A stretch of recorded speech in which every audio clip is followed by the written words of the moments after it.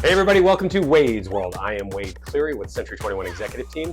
And in continuation of our spring cleaning series, today we're going to be tackling flushing out the hot water heater. So let's get to it. Okay, so let's go over some basic anatomy. This is the cold water supply line, this is the hot water line, and this is the AC or the power line. This is the TPR valve, or the temperature pressure release valve. This is basically a safety feature. It's going to be mounted on the side or the top of your hot water heater. What it does is, in case of a pressure or temperature buildup, water will basically spit out of this pipe, which should be no taller than 6 inches off the ground.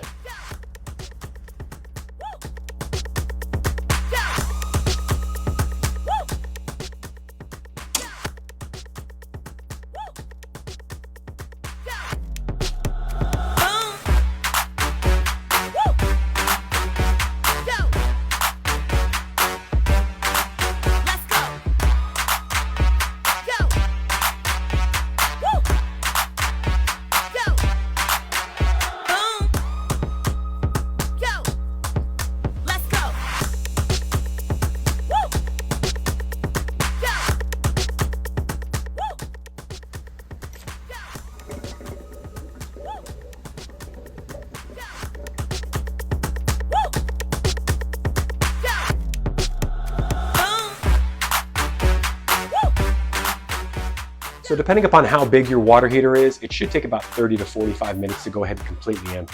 Now, once the water tank is empty, there's still going to be some residual sediment at the bottom.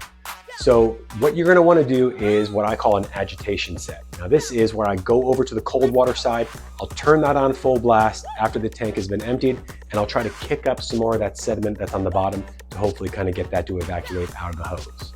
I'll do this anywhere from 3 to 5 more times after the hose is basically running clear with water. And then once I'm all done, we'll go ahead and button everything back up.